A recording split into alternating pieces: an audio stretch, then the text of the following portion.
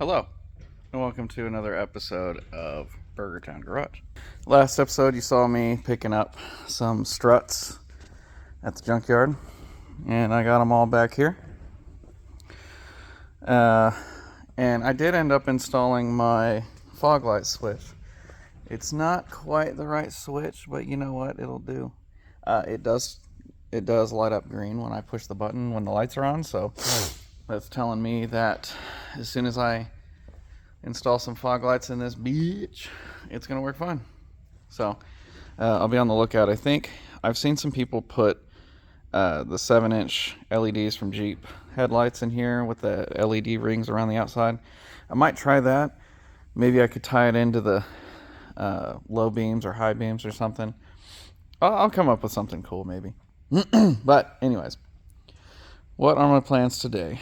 Today, I need to fix the steering angle on the steering wheel, because as you can see, wheels are straight forward, steering wheel's off in Zimbabwe, so I need to jack it up, loosen the steering rack a little bit, and then it's going to be a little bit harder to get to, but down there I got the right about there, the steering U-joint. I need to loosen up both sides, or take the bolts off both sides, unhook it, straighten the steering wheel, match it to the wheels, and then put it all back together. And then if I need to tweak it from there, I can tweak the end links on the steering shaft. Not a big deal. I also have the original battery tie down that I ended up finding, and I found out how it works. So I can tie the battery down and take this bungee cord off that probably wasn't doing anything anyways. What else? Oh, well, obviously, I'm going to jack it up, replace the struts. The fronts are bouncy, and I just dented the hood doing that again, or dented the fender. God, these fenders are made out of freaking paper. Front ones are a little loosey-goosey, and the back ones are custom and shitty. There they are. This one back here does not have any give whatsoever. Like, I can bounce on this side, I can move it around, it does not move. So this one, at least, is seized. So this one is probably okay, but I'm going to replace them anyways. And I did get Forester struts, so that'll give me a 2-inch lift. I have an entire metal fab area over there where I'm going to be making some custom 2-inch lift blocks for the rear trailing arms. And in this bag, I have some new 4-inch speakers for the back, because one of those was blown out, and I have the bolts from the trailing arms, and it was really freaking hard to find the information for this for no reason whatsoever. But these bolts are M12. The original ones are 31 millimeters, so about this long. So I just add another 2 inches onto that, and then these should work just fine. So anyways, I think that's about it. That's everything I can think of right now, at least. Not sure that I'll get everything done, but I'm going to start with the struts. And those speakers should take about 5 to 15 minutes-ish. This is the door that I need to take apart to put it in, and I've still got all the screws out, so this will be really simple. Anyways, let's go get started. I'm going to try to take some time-lapse video of replacing the struts this time, so I have a little bit more footage in between me just, talking. I'm not going to do like text overlays or any of that shit, so I'm not that good of a video editor guy. So you get what you get, okay? And you don't talk no shit. Or you can talk shit. That's fine, because bad comments are still engagement. Engagement is still positive in YouTube's algorithm, even if it's negative words. That's how it works. I don't know. But anyways, let's get started.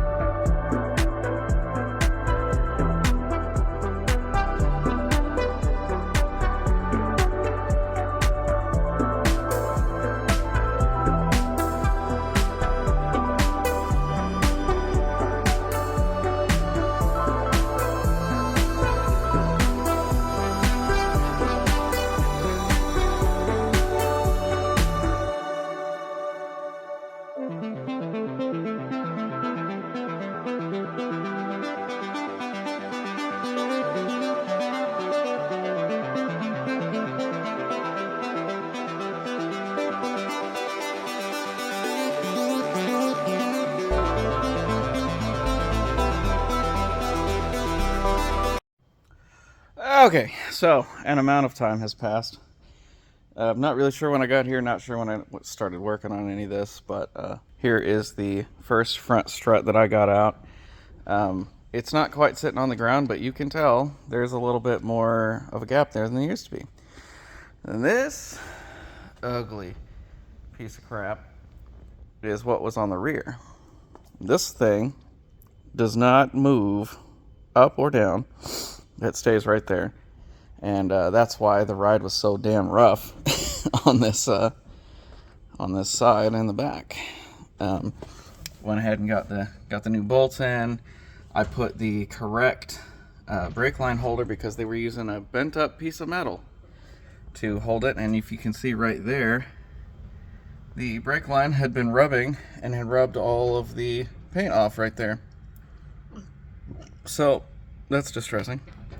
Probably need to put brake lines on this backside at some point, but no big deal. Got the new strut on. It was a direct fit. I ended up disconnecting the trailing arm, and I have these bolts. These are the original bolts. They are M12, I believe around 31 millimeters long. So I went to my local Ace Hardware and I got some 2-inch longer bolts. They look about the same. Yeah, that's gonna work. I'll try to thread one into the car just to make sure, but they don't have the little cone shaped thing, which makes them easier to install, but as long as I can get them started, then we're good to go.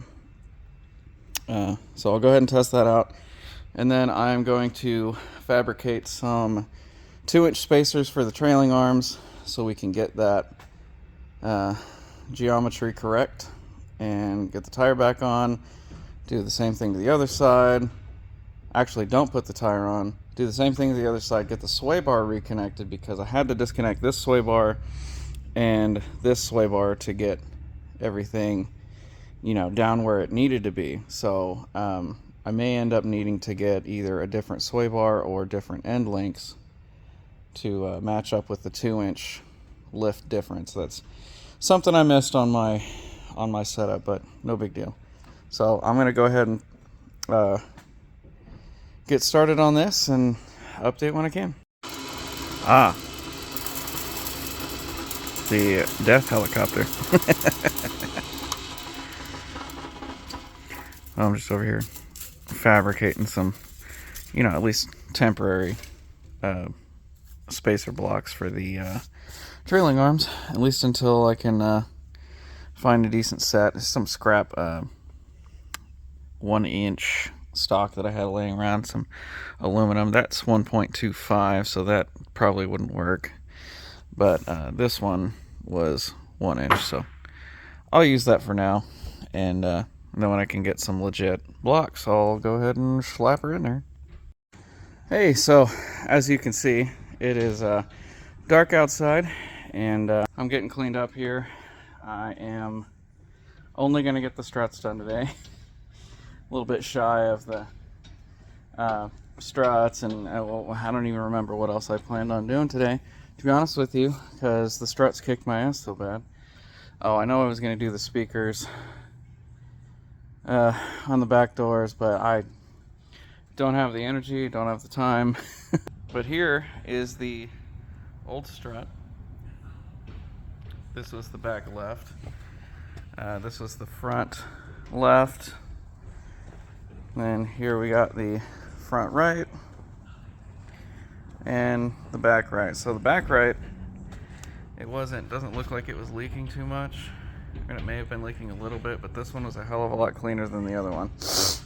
And I took it for, a little test drive around the ramp out there. Just took it over some jumps, and it did perfectly fine.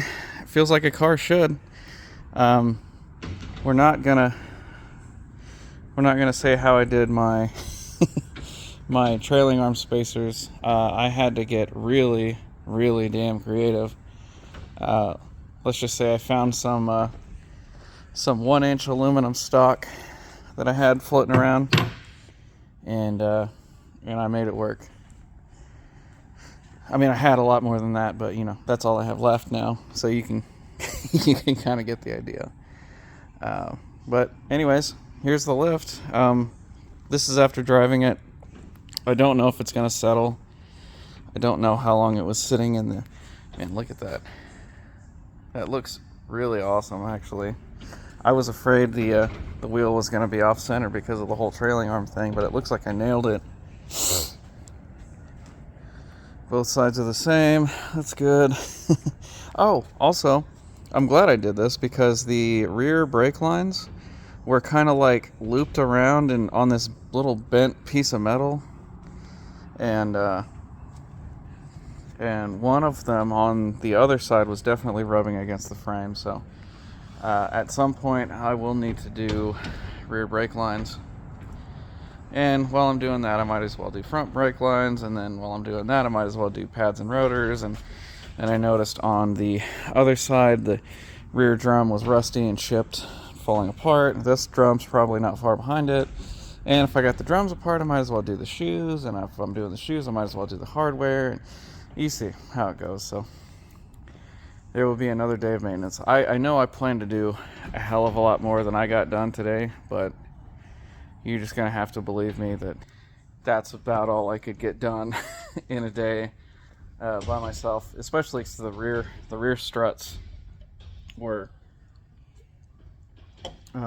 so cobbled together. The bolt holes were too small for the bolts. Yeah, so they had just like barely made it fit, which made the... And then they tightened the crap out of the nut, like way too tight.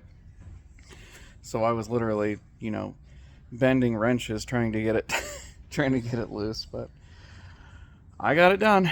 I torqued everything down with a couple uggas and a few duggas, but I'm happy with the way it sits. I don't notice too much camber, negative camber. Obviously it's sitting a little bit higher, so the suspension geometry is going to be a little bit off. Maybe someday in the future I'll get a camber kit for the front strut, just so I can, you know, make it a little more correct. But also didn't connect the front sway bar because I couldn't. I think there's a adapter or some kind of bar that lets you hook up the front sway bar, because it would not, I guess, with it being so much further down, the angle at which the bolt had to go through was unattainable. So what I'm saying is I'll fix it another day. That day is not today. I don't think not having a front sway bar is going to kill me, so I'm just going to drive it as is. You know, maybe take it off a few sweet jumps. I don't know. We'll see. See how it goes. But I'm going to finish cleaning up here. And this has been another action-packed episode of Burger Town Garage, or whatever my channel's name is. And with that one, I will see you guys in the next one. Peace.